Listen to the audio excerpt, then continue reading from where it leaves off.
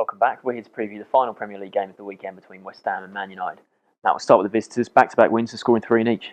Yeah, but goals have been a problem this season, isn't it? They've been a good defensively, but last two games important. Starting with the Leicester game, obviously they were 3-0 up at half time. It was quite a comfortable win, to be honest. Leicester scored towards the end of the game, but I think getting back to winning ways in the league, and Falcao scored, Van Persie, both on the score sheet, both good goals. Di Maria played better. I think it was four at the back as well, and I think that's what United fans have been crying out for all season, to play the formation that suits the players that he's got, and to put Falcao and Van Persie and Rooney in the team. Good win against Leicester, then against Cambridge. I think Cambridge, the first game, no one really expected Cambridge to go to Old Trafford and really win, did they? I think they had a massive chance early on when Coventry just passed the post. We hit the post, didn't it? And De Gea was beaten. But I think when United got control of the ball, it was always comfortable, wasn't it? And even the fact they put such a strong team out, I think the FA Cup, they can see that as a real good chance to win silverware. And Di Maria played deeper, played really well. And I think players going forward, Rooney was in a wide position. It was interesting to see where he was playing out there. Players in mid, Fellaini was playing up front. And to be fair, Fellaini played his part in a couple of goals and he did really well. And I think it was a nice, comfortable win. It wasn't too much they put into it. So for this game, obviously they're not going to be too tired, even though he did put a strong team out. And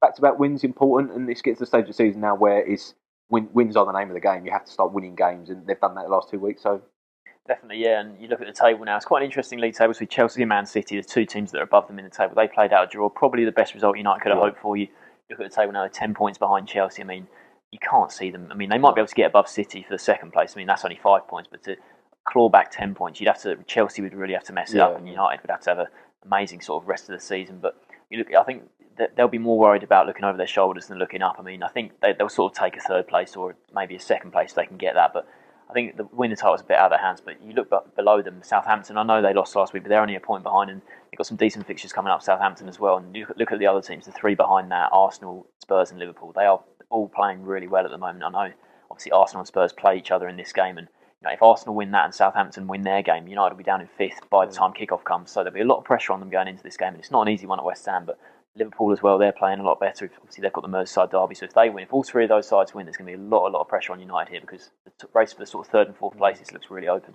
Yeah, I think it'll be fascinating to see what formation do it and how it plays, wasn't it? Obviously, he likes the three at the back, and it's a system that sort of keeping the ball, doesn't it, and keeping it tight. And to be fair, the defensive record says that it is working in that sense, but it's not expressive enough going forward. And the last two games have been 4-1, 2-1, diamond in midfield. But it'll be interesting to see whether he does that. And Falcao coming back into the team, he was rested against Cambridge, and I'd expect him to come back in. Be interesting to see whether Van Persie and Rooney and Mata, I don't think they're all going to play. Whether Mata drops out. Mata had a good game against Cambridge, came back in and did really well. So it'll be interesting to see what he does with Fellaini as well, whether he's going to go with him up front again. I mean, when he was at Everton, that's where he used to play, didn't it? And knockdowns, and whether he'll do that at West Ham, it would not surprise me at all. You look at West Ham, they're a physical team, physical players at the back, and if he did that, wouldn't surprise me. But the one for me is Herrera.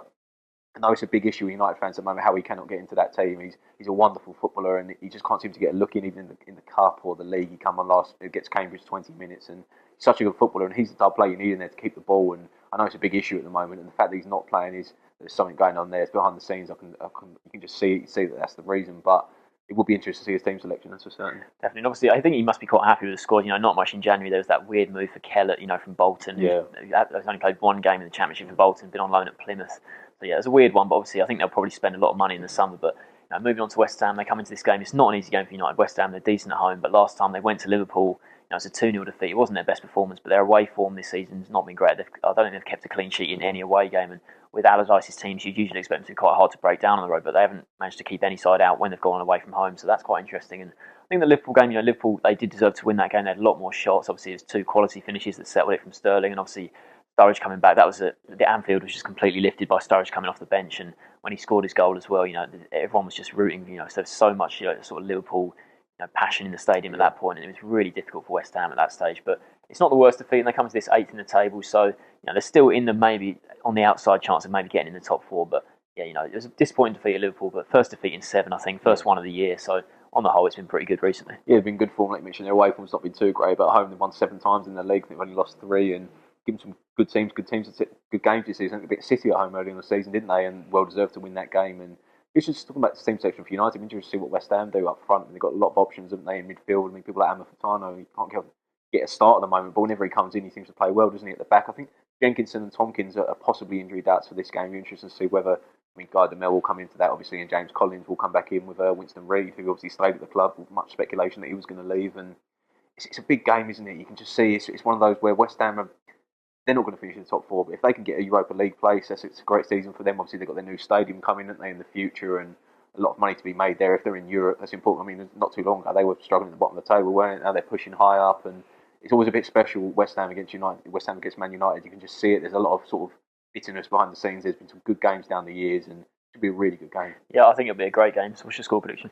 I can just see United edging it. I think so. Their away forms been poor this season. Only won 3 from 11 on the road, so it's not good. But you can just see if Van Gaal goes 4 at the back and he puts that diamond midfield and he puts his attacking place, puts Di Maria in his right position. I could just see him nicking it. It will be. I wouldn't surprise me at all if West Ham took the lead early on as well. It all seems to happen against United from a set piece, probably, or something. But I think United will just nick it 2-1. 2-1. I'm going to go for a draw in this game. I think West Ham back at home. You mentioned they're a lot stronger at home, so I think I'm going to go for a 2-2 draw. So we've got one United win and a draw.